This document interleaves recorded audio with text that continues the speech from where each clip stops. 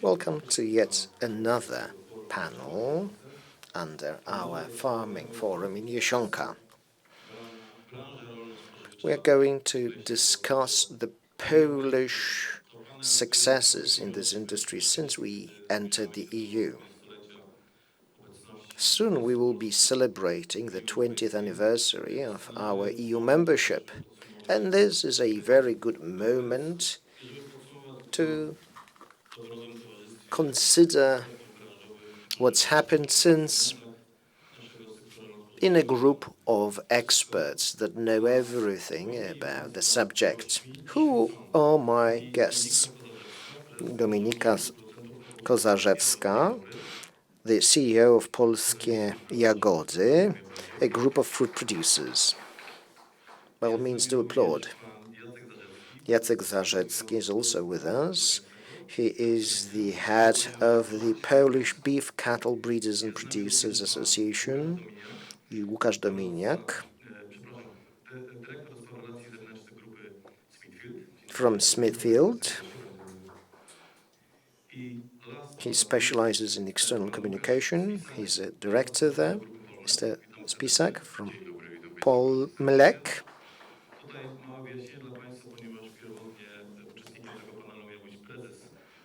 Originally, Marcin Witulski was supposed to join us, who is the CEO, but Łukasz will be a worthy replacement. I'll do my best.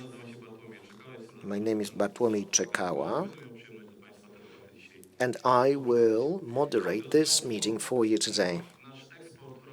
So, let's talk about our agricultural exports. Quite a powerful entity. It comes to the fore when you consider the last 20 years. We gained new capabilities thanks to our EU membership. And yes, there have been twists and turns, that's true. And yet, despite all that, we have enjoyed a number of successes that we would like to discuss today. 2022, let's talk about the value, our export. Over 300 million euros, and we marked an increase year to year compared to 21. Quite an impressive result. So we will discuss exports in a moment, but first, please tell us about your industries, dairy or milk, beef, poultry, pigs, but also berries. All of these sectors are represented here. So please talk about that, about your industries, your niches, your companies, how you've been doing in your respective fields. Dominika, thank you so very much for the invitation. I represent Polskie Jagody. Originally a Polish family company, we started growing blackberries when I was still quite young, half a century ago, basically. We are one of the pioneers in Poland. They focused on quality to begin with, and they started exporting quite early on in the 90s. And then Polskie Jagody grew out of this original company, so we produce a number of different berries, including blueberries, raspberries, strawberries. We work together with a number of berry producers association. We market together. It's an informal association. Core team that I represent too. Basically, it's a forum of researchers, experts, orchard specialists, and we are working to develop a joint strategy for this sector together. Mr. Zarzecki, you represent another Polish association. You promote the Polish beef abroad. You care about animal welfare. You've done a lot of work there. Yes, Thank you for the invitation. Hello. So, as we've heard, I represent a leading sector of the Polish agriculture. We are the only sector that has a special strategy. We are working on developing a common brand, Polska Wołowina, Polish beef. Let's look at the last 20 years. We depend on exports. Most of our production, beef production, was exported. It used to be 90, now 75%. So it's mostly the European markets, third countries too.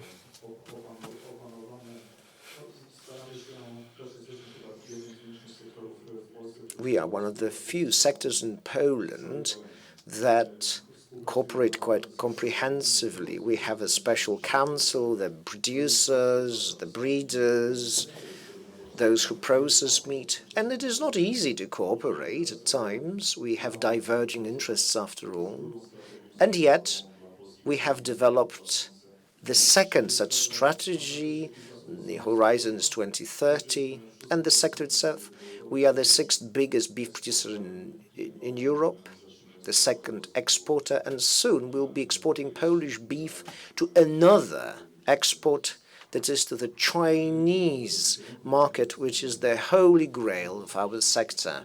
More about it later, but now Łukasz, Dominiak from Smithfield, a group. Hello once again. It's an honor to participate in this forum. A few words about the group itself. I believe it doesn't need an introduction in this group. We've got Animex and Agri-Plus, two pillars. We cover the whole supply chain from the field to the table, from farm to fork, you could say. We rely on the Polish producers. We're talking about pigs and poultry, around 5,000 breeders altogether. Agri-Plus and Animex, they produce with both these. Fodder is also produced. That's what Agri-Plus is responsible for. And Animex, slaughter, we are a leader in export when it comes to the Polish pig and poultry meat to most markets that are available to us, because you've got the bird flu and ASF. These are factors that impact our capacity to export our products. Łukasz Spisak. Polmlek, a group, fully privately owned, in Polish hands. So when it comes to dairy, we are the group that is doing best here in Poland. We own Fortuna, a brand, so we keep our finger in this pie in fruit processing and production. We produce juice. Polmlek, 15 specialized plants in Poland, and we have a plant in Morocco. It's a milk processing center, and there are two Polish owners that continue to build the power behind this company. I'm going to toot our horn here. Coming back to exports, 140 markets. This is how many markets we export. I mean both juice and milk. So this is a short resume of ours. This is a farming forum. 10,000 Polish farmers. This is how many producers we've been collecting milk from. Now, exports, a bit of a surprise here, because we do have a few markets that might seem exotic to some of you. Now, moving on to substantive questions, there'll be two parts here. One, 20 years in the EU, where we are as a country. Round two, we shall have a SWOT analysis, so opportunities and threats for the nearest future in the context of the markets that you represent. First, a summary. the story so far in the last 20 years. Dominika, maybe you will begin. Berries. So, blueberries. What's changed in the last 2 years? Which markets you took control of? So, berries in general.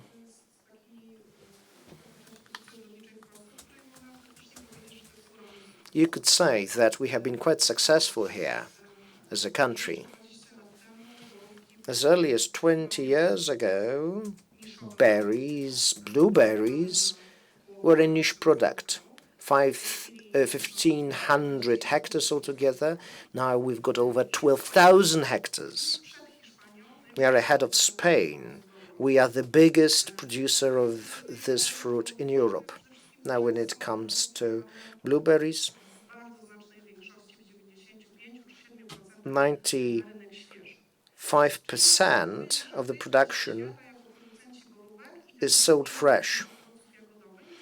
So we are number one when it comes to the area and yield.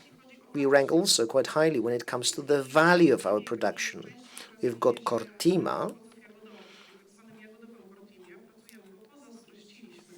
Basically, we want to be even better. We are developing a whole strategy for the market. And the first part is a diagnosis, the first part of this document.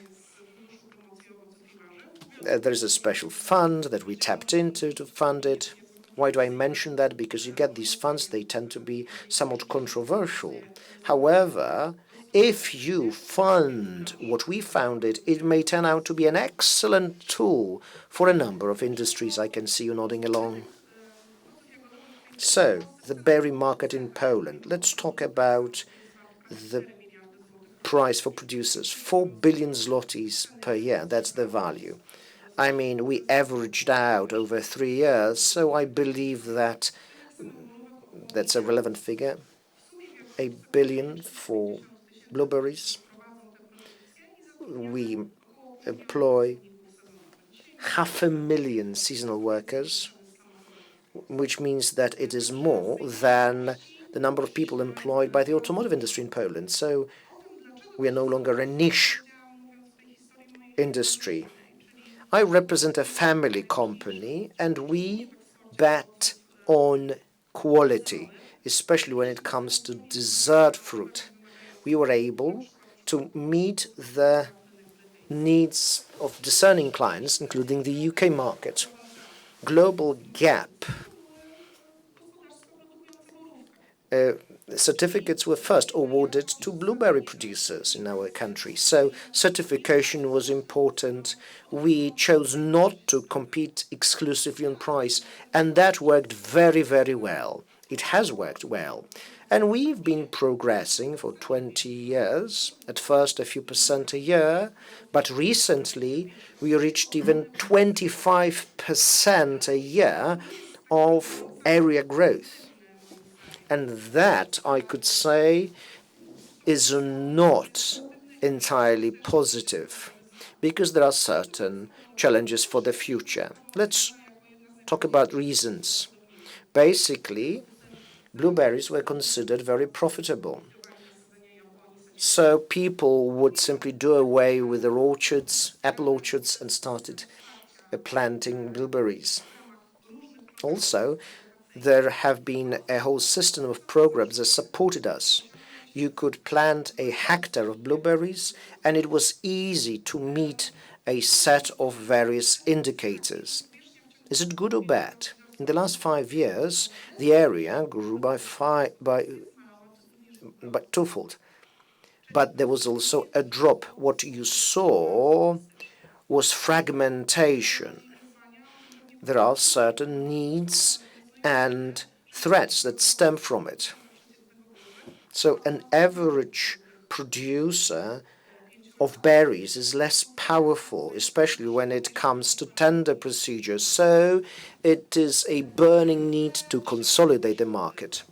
Let's look at the global context. Let's look at growth in the last few years in the world. So berries have seen growth for a reason, because big capital entered the fray. It is no longer an organic growth as we saw for years. People would buy new land or grow the production organically. Now it's changed. And I must say that we are very successful. We are a well-recognized producer on the European market and an important producer on the global market, but there are very many challenges that come with it. Right. We've learned about the market for berries. And the next question is about the path walked by the beef producers. And also, let me ask about beef consumption. Have there been any changes when it comes to demands of consumers? Well, actually, in 2004, Poland accessed the EU. For us, that was the opening of the European market, our access to the European market, and millions of new consumers. It turned out that we do not compete because of our price, but we do compete because of our quality. In terms of our cattle, we have kept more or less the same number of what we breed, and right now we can see decreasing number of cattle breeding farms. So medium-sized farms are disappearing from the market, and on average, 20 cows are kept in a farm, and we are the sixth European producer, exporting mainly to the European market, Germany, Italy, Spain, but then recently we've been exporting a lot to Turkey and then Israel, and then a very demanding Japanese market with an increasing sale of beef. On average, that's 1.2 kilogram of beef. This is what we started from, up to 4 kilograms in terms of consumption per capita, but in Poland. But when we compare it to the consumption at the European level, is twice below what an average European person consumes when it comes to beef. But then on the market, we have the domestic factor. We have become the leading importer of calves. And that shows that natural potential that we have in the country to grow this sector.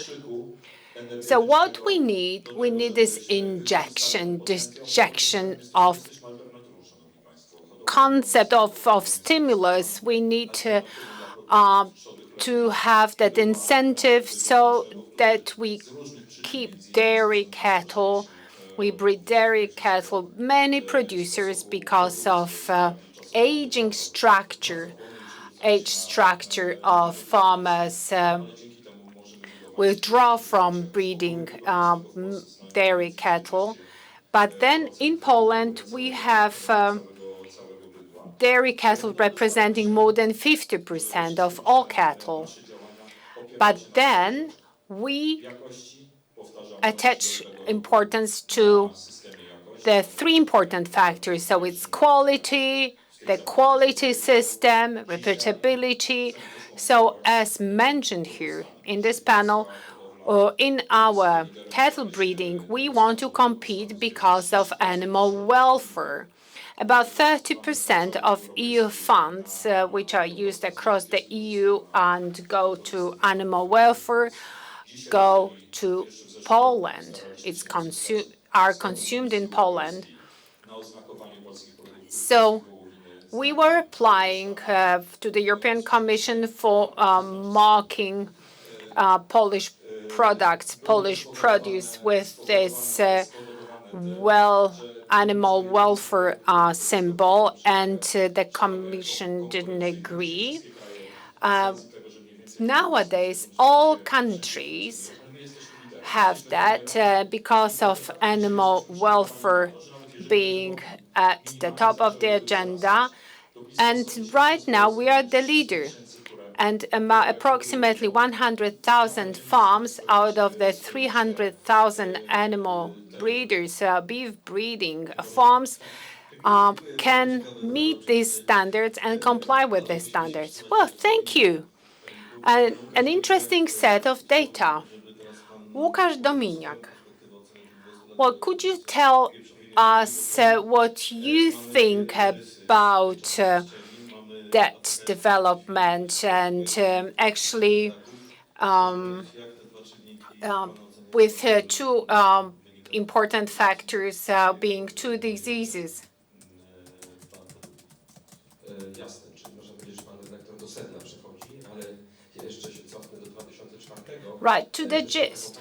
Let me go back to 2004. In 2004, I started off in the animal industry. I started from meat, and then I moved to poultry, and now I'm in this pork breeding sector. I absolutely agree that if someone were to sum up all the benefits of our accession to the EU market, well, the obvious benefits like access to the market, 450 million people, and the issue of quality, or our plants and breeders, they had to adapt to very high EU standards. We didn't have any choice in that matter. But there was a very positive change. The entire farming system and food production system and farming system had to switch.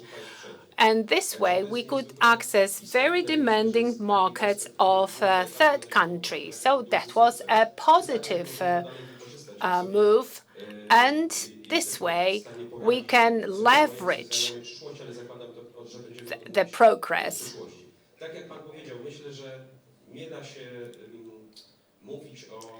So, as you said, we must mention this African swine fever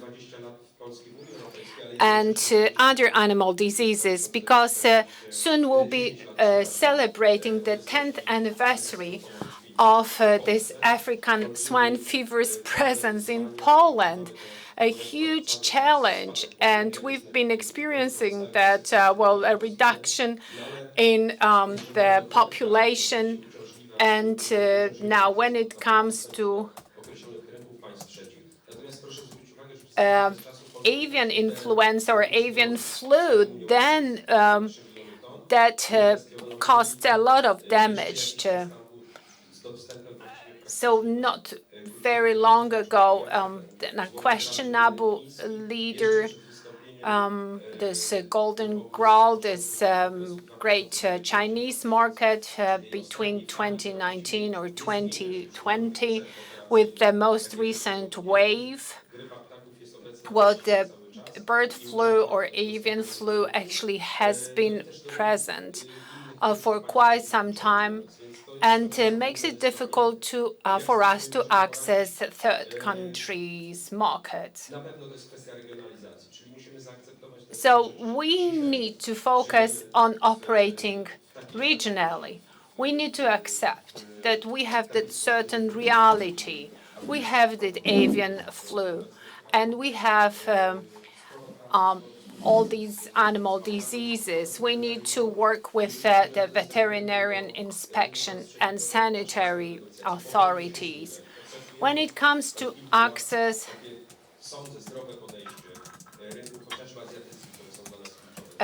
to markets like South Korean market or Japanese market, we've been negotiating access of new producers. I believe that that is going to happen very soon, and the gates would open for the Polish poultry. I think that Jacek has this excellent experience when it comes to beef.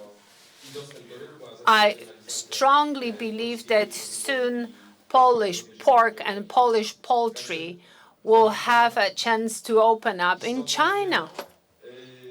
So that's been a significant change. In my opinion, there is this great opportunity for growth when we have these bilateral relations with some countries, and we can witness our big comeback.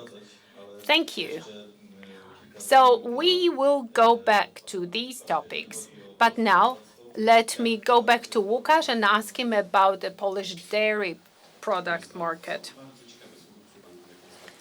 Well, I've been listening to panelists from the meat sector and from the dairy sector. So now about this dairy farming and dairy product sector. Well, we have, on the one hand, development of the entire sector, and then we have this Polmlek group. Over the past 20 years, Polish dairy sector was walking a rough path and sailing rough seas. But still, we can see a growth in the dairy production. What Łukasz said was also important. Polish dairy producers had to adapt their production to the EU requirements to be able to export to the European markets. And nowadays, we're facing another challenge. And this challenge is consolidation.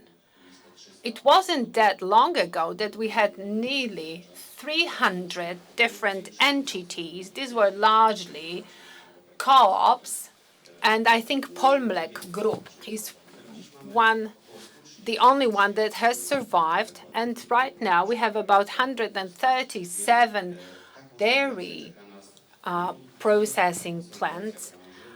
I think the consolidation of the sector is here to stay. Production must be specialized. And when we discuss export of dairy products, we need to have exporters who have a very strong position. Polmlek operates on 140 markets. We sell a lot to from the Far East and to United Arab Emirates or Maghrebian countries. So when we talk about consolidation, we understand that this is a trend which is here to stay.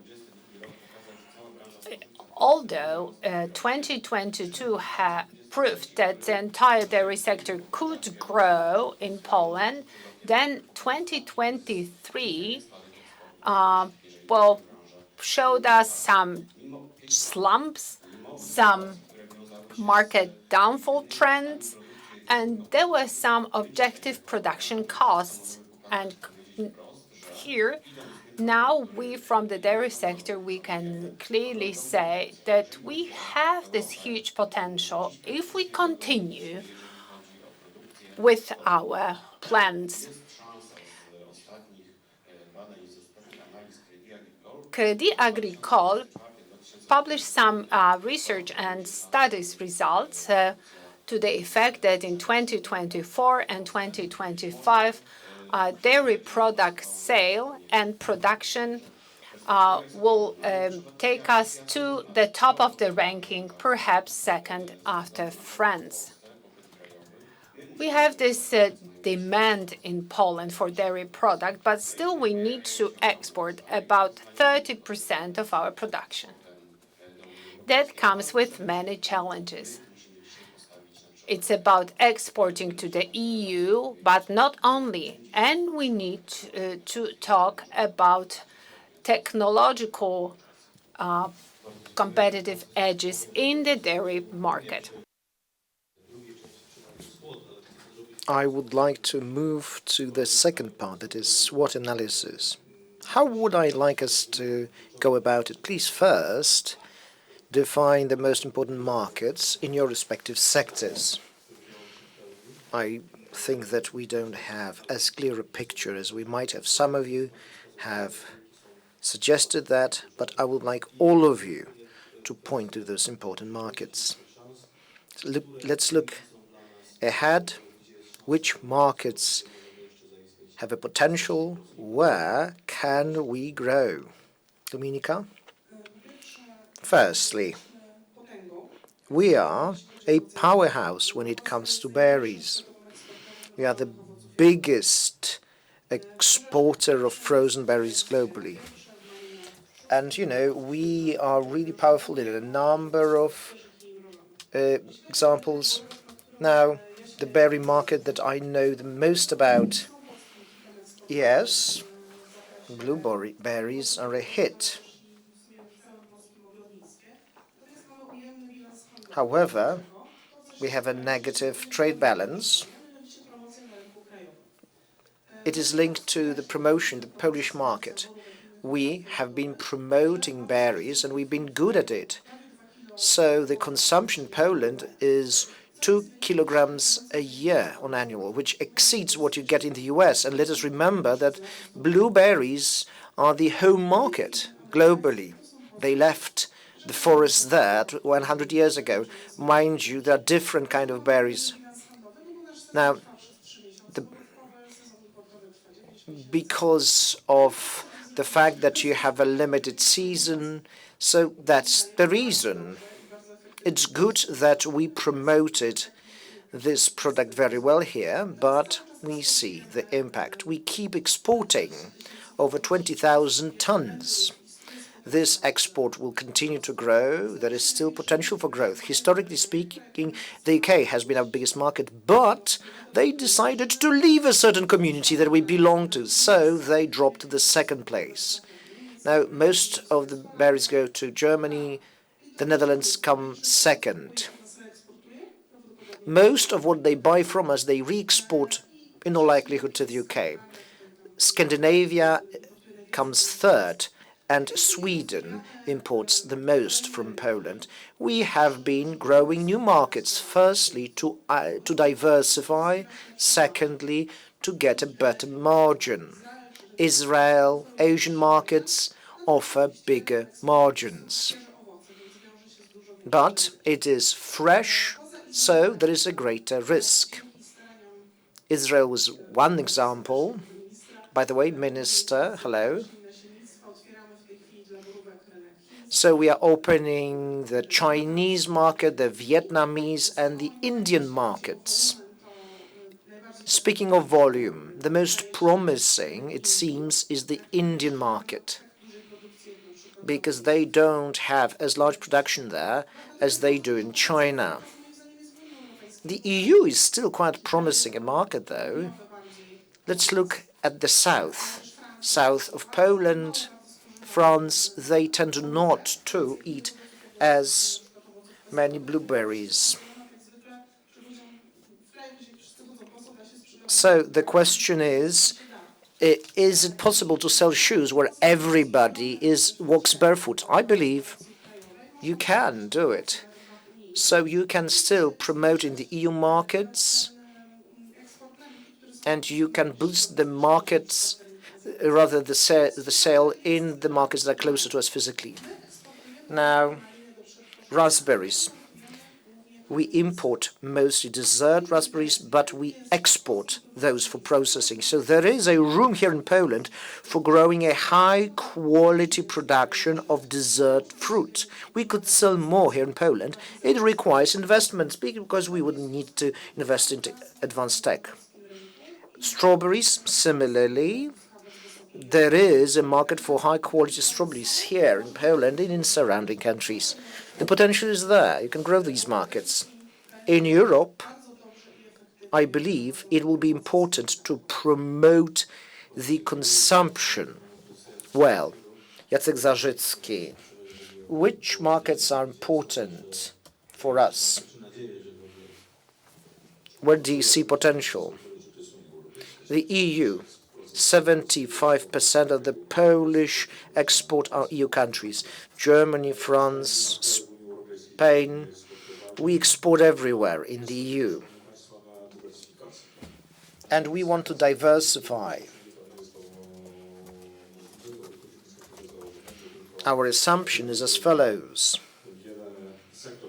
Only a sector that has many markets can survive any disturbance, which is why we were protesting against 5 for meat and ritual slaughter, because halal is a very important market for us, so is kosher. So you should not be surprised that we, that is the sector that we were protesting, especially the beef sector. Speaking of diversification, sales, we've been diversifying that too. How do we do that? We sell bits, different cuts separately, but also living animals too. For a human to be able to run fast, you need to have 2 legs. You need to have 2 legs that you can stand on. So we can sell living animals, cattle, to Turkey, to Algeria, and there we had a 5-year-long campaign together to be able to export there, to export living animals to Algeria, and we saw some successes there. Things are picking up. The first ships arrived in a harbor in Algeria. The most important challenges, it's not about exports. When it comes to production, I see 2 things. Consolidation is one. I do not mean by that we should have bigger farms, but rather the smaller farms should be consolidated. Zbyszek Kołoszyc is here in this room. Agrointegracja is represented here. They've been doing that very well. They buy and they sell together. Why? Only in groups of producers can you be powerful enough. And I feel this regret. We've had groups of producers for 2 decades, and we've been making the same mistakes. We haven't been able to grow them properly. And we keep making the same mistakes. We give the groups only 5 years of support, and after 5 years have elapsed, we do not give them new challenges so that they could continue to receive support. It's a bit of a vicious circle. You, ma'am, mentioned the promotion fund money. Well, the reception varies. It is true. So we decided to support the projects for promoting beef that would open up the 3rd country markets. We finance sanitary authorities. So we paid a visit there. We opened Turkey and Vietnam. We will tap into the same funds to open the Chinese market. We are working on another strategy to promote the Polish beef. 10 million is how much we will have to promote Polish beef in Poland abroad.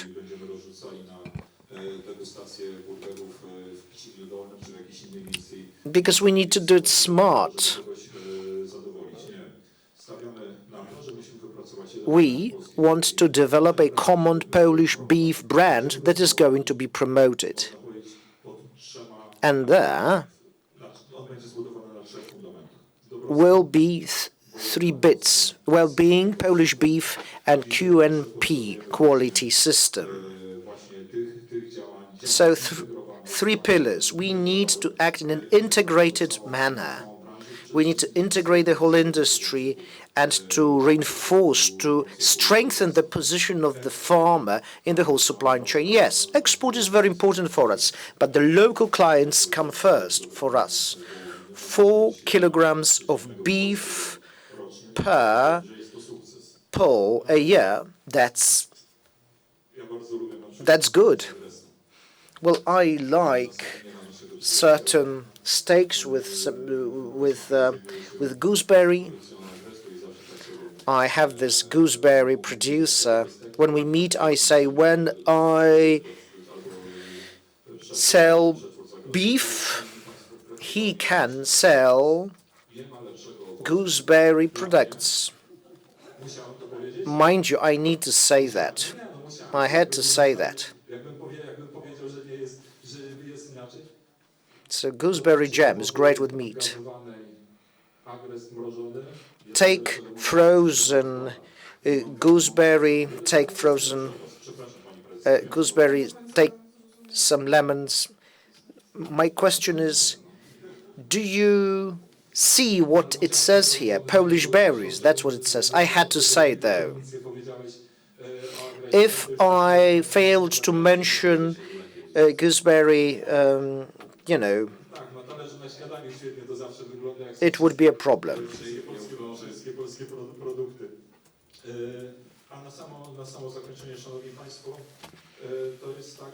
To wrap up, we want to boost the national consumption because this market comes first. There is this myth that beef is expensive.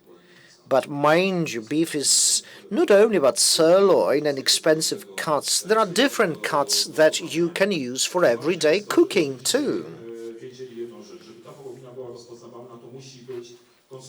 We want it to be recognizable, so consumers need to know when they buy a piece of meat, a cut, it will always taste the same. No surprises.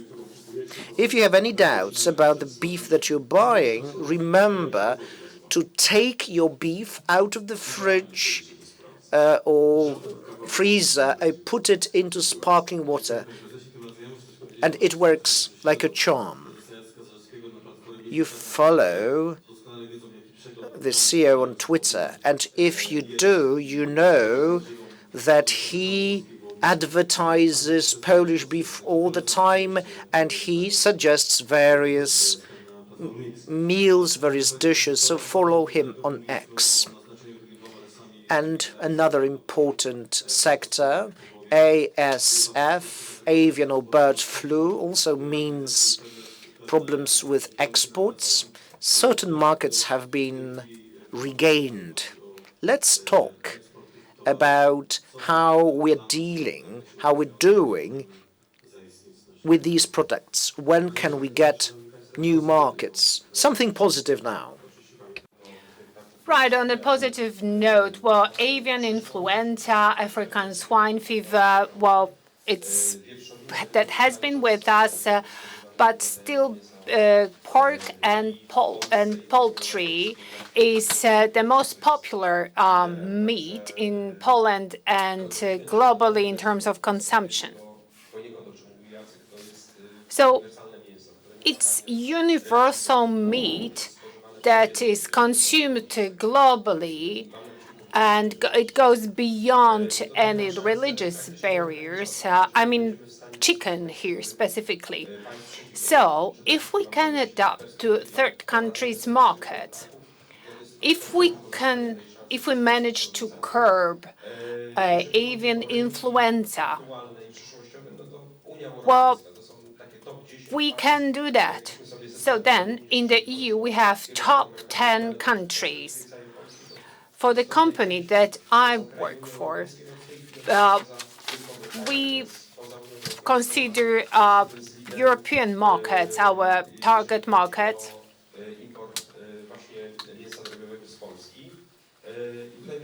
Then I believe our situation will stay unchanged. So we'll be enjoying this access to the market.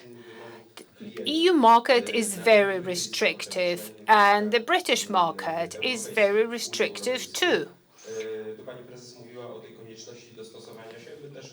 So we spoke about that need to adapt, to comply And the British market is very demanding when it comes to the quality and repeatability of continuous high quality of products. And then after January 31st, and in the perspective of the end of April, well, we need to adapt to these new regulations. We need to comply when it comes to export health certificates, etc. I don't want to go into details here, but I think all of us, as we sit here, we are familiar with what the British market demands.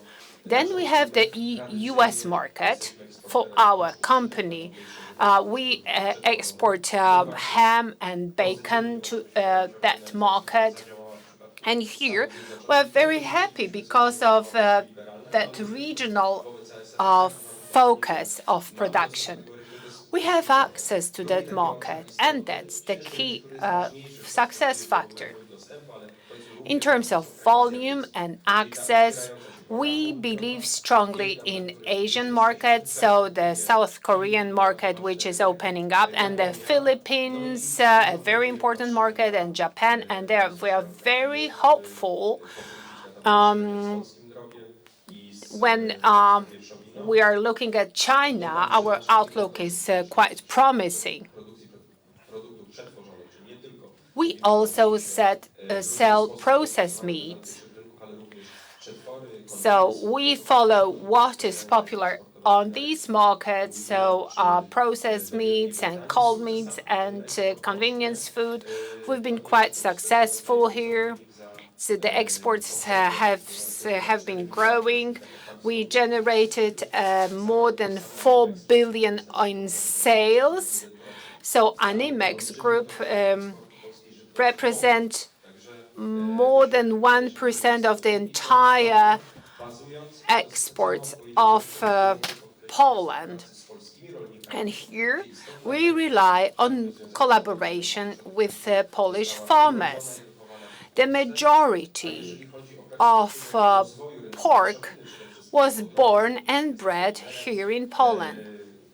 As I was saying, we are the leader, but then we face certain challenges. There are many different reasons for these challenges, but in our organizations, we successfully have been growing the number of sows, the volume of sows bred by animal farmers. We successfully convince farmers to grow their sow production in animal farms and piglet production, and that increases the general volume of pork. So I can proudly say that on the basis of our collaboration with Polish pork breeders, by offering them technical support, breeding support, we successfully prevent a decrease in the pork production. Well, this way, we have that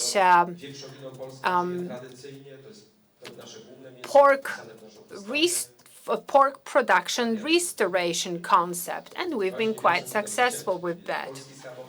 Well, Polish pork chops, well, that's the leading Polish food, Polish dish, and I believe that it will stay this way. Well, once in a while, I don't mind having a good Polish beef steak with blueberry, well, berry sauce. And how about a beef burger? How about a glass of milk? So let us move to dairy products. Łukasz Spisak, tell us about the key markets when it comes to our dairy products. And will share with us your growth opportunities. I will sell a bit of our sector insight. Well, Poland consumes a lot of milk, and I must say that here we have that advantage that we gained because of technologies. These days, we believe in high technologies and finding niches. Niches where that straightforward and unrefined production is not present. So we sell what we can sell, what we are good at selling. We have about 15 production plants with, and we can switch and change over our production. 8 years ago, we opened the largest plant producing powder milk, which is now the largest powder milk producing plant in Europe, and as zero waste company. We can process all components of milk. Since 8 years ago, our owners invested heavily into that powder milk production plants. We are the largest European exporter of powder lactose and protein concentrates. We entered the market very rapidly before diet drinks and supplement drinks for children and sports and athletes came into fashion. So we sell to Latin America, we sell to faraway lands, and that pays off. Polish powder milk has always been the leading Polish export product. But when it comes to the milk market, China is the biggest player, but still China has been recovering slowly after the pandemic. So we can compete with China when it comes to dairy products. And it might sound as a surprise, in 2022, we opened our gates to Africa. We bought the third largest dairy production plant in Morocco, in Africa, with a broad distribution network.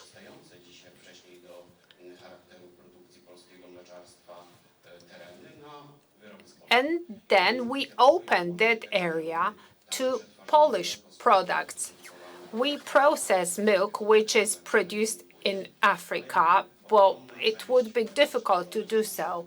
A major part of milk which is processed in our plant in Jibal in Morocco, that comes from Poland.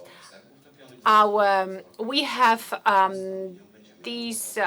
we have our engineers, we have our workers from that plant trained in our local plant in cream cheese production, and then we're planning to sell and produce fermented products and other dairy products which are popular in Africa. So we are opening up the gates to Africa. It may be an unobvious export direction. And then we've been working intensively on opening these African markets when it comes to our juice. Fortuna juice, the Moroccan market, is similar to the Polish market back in 2002, 2003. It's still relatively free of large retail chains. So our position is quite strong in there. And we are considering an expansion similar to our Moroccan expansion in Malaysia. We are tentatively planning to build a Polish food processing, fruit and dairy processing plant.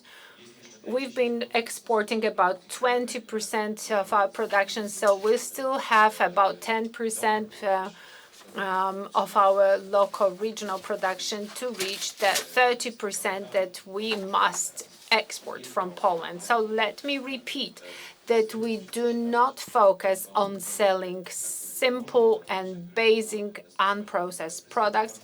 We sell products that we can sell with high margin and that require high technological advancement. 8 years ago, owners of Polmlek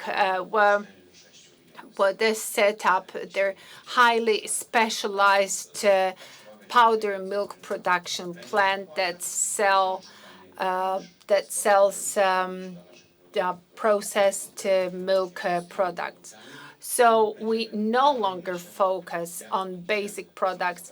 We'll continue our search for new directions in production and in sales markets. It is very likely that in 2025 we'll launch the full-scale lactoferrin production, which is an active protein used for pharmaceutical purposes and as dietary supplements. Out of 100,000 liters of milk, we generate 1 kilogram of lactoferrin, and that is going to be a hit. So Polish co-op-based dairy production will unfortunately be unable to compete here. Ladies and gentlemen, we've come to the end of our slot, and I believe we can close by a very brief summary. So we've discussed opportunities and outlooks and some current challenges. So perhaps very briefly about challenges or difficulties in your sectors that might await you very soon in the next few months or years to come.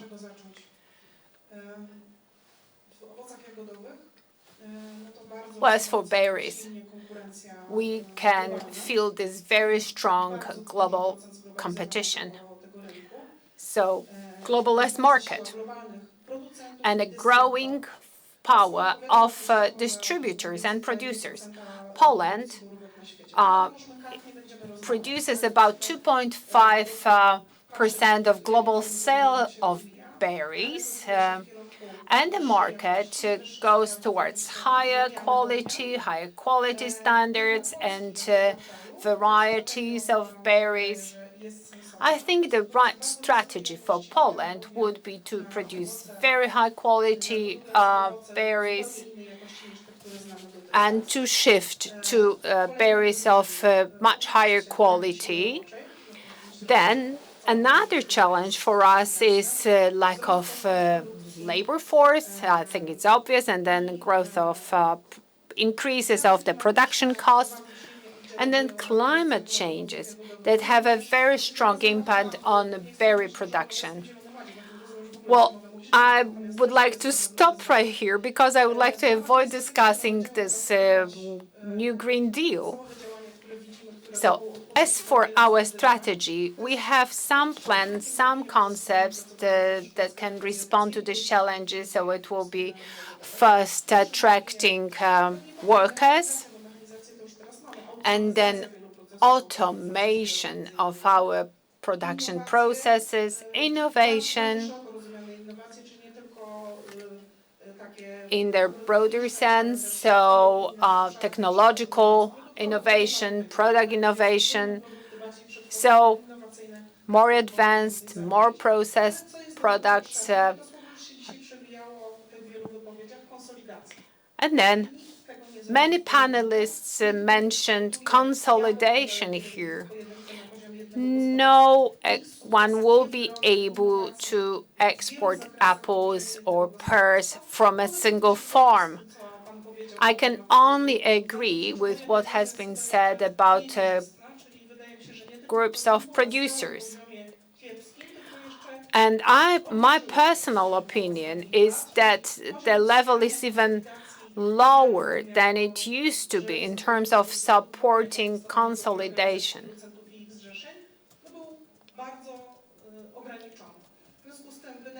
Well, I think that when it comes to berries and when it comes to other fruit and vegetable market, we can only succeed when we work together and consolidate. Only with that, we can leverage our competitive advantages and build new advantages. And finally, about a week ago, the gardening cluster, the Garden of the Future, was set up in order to operate together on the market and embark on joint business projects. I think that's the only direction ahead. Very briefly, well, challenges and concerns. We are concerned about stupid solutions and stupidity and such, and producers, cattle breeders to be accused of being the reason for the climate change, that the farting cow is worse than a flying airplane. And then we're afraid of unfair competition. Here in the EU, we must meet the highest standards, and Mercosur competitors do not necessarily need to meet these standards. And my impression is that efforts are made to alleviate the burden of these standards on some countries. Over the next 10 years, I believe beef will have to face the same challenges which are faced now by other food production sectors. Well, we are certain, though, that we'll continue producing beef the way we have so far, and we're going to grow on the market, and we'll grow rapidly. We'll work together, and we speak in one voice, and that's our strength.